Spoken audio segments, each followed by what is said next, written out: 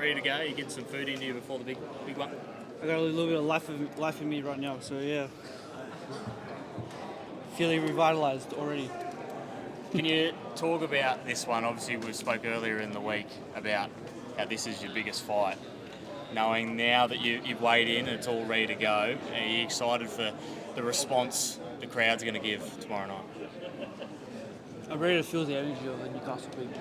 Like, I love this arena, this venue, this place. It's got a certain type of energy that's unmatched.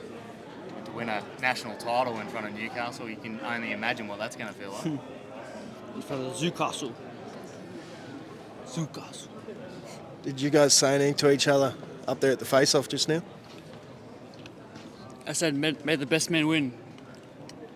It was like a simple exchange of two warriors coming together before war. One survives. One lives on. How'd you do the weight cut? Yeah, it was okay. The day of is always a little bit difficult, but the main thing is that throughout the week I had very good energy levels and my hydration was at a good level for the entire time. Like I've been pissing clear liquid the whole time, so it's a good indication.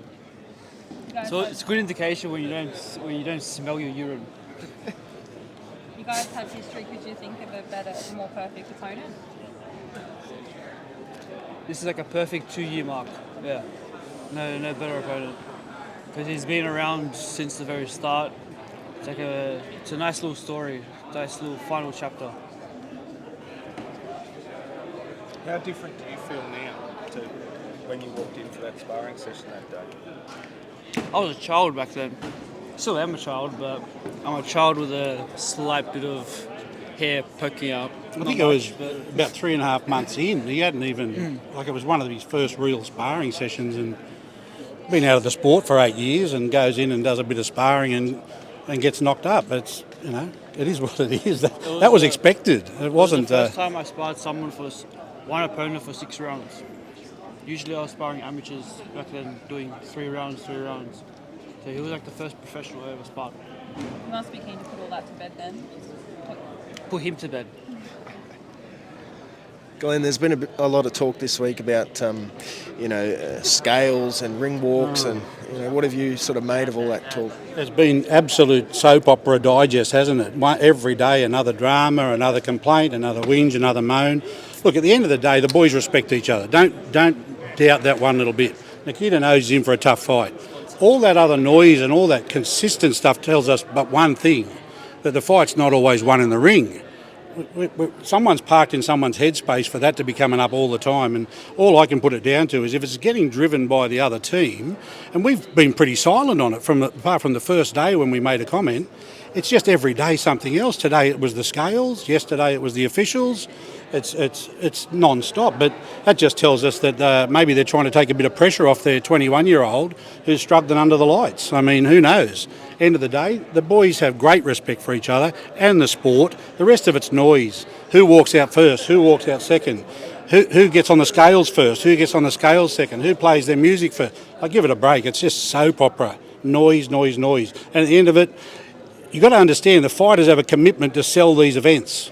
If they choose to come here and zip up and say nothing, so be it. But don't expect to be on these big cards ever again. Someone's got to pay the bills. You've got to sell these bloody things. It's not just sitting on the lounge. You've got to sell these fights. And this kid's carried this fight the whole way. The other bloke doesn't want to talk. Doesn't want to do a video promo. Doesn't want to talk.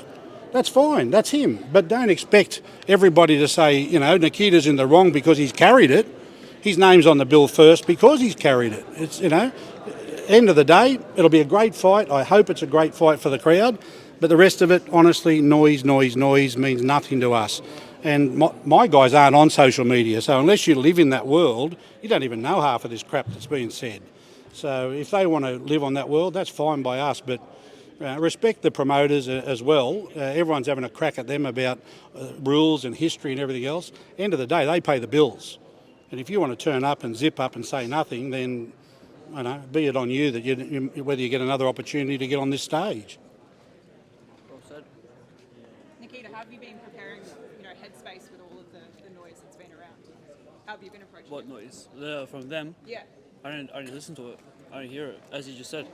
Nikita hasn't even been aware of most of this stuff. I don't tell him. He only told me that there was something right before we had the kind The of face-off. Just a All of the little heads up. all of the noise has been generated for a reason. And look, there's no need for him to know. He doesn't subscribe to social media, so he doesn't know. But when you're going to go and sit with someone and they're going to bring this up, I had to give him the basics, and that's all we did. It's just noise and I'm too busy watching pizza tutorials on YouTube to learning how to cook. Yeah, making pizza dough for oats and fruits. But pizza's on my mind. The algorithm has sent it into my mind. Look, honestly, the day the Tszyu boys get any involvement in social media, it'll be the day that I quit, because it's just, you can't compete with it. It's just non-stop, and you can't win. No matter what you say, you lose. No matter what you try and do, you lose. So there's no winners in social media. So we just stay out of it. Let the others make the noise. This kid will take care of it in the ring. And as far as respect goes, great respect for them boys from Toowoomba. We've dealt with them many times. And great respect for Dylan as well as the Australian champ. But, the question's going to keep being asked right up to fight. Who's walking out first? Don't ask me for the answer. That's a promoter's call. Yeah, straight out. Stop asking the fighter, stop asking the manager. Yeah, it's not our call. The promoters make that call, and we're happy to have such great promoters. No limits. Look around today. This is their show. This is what they do best.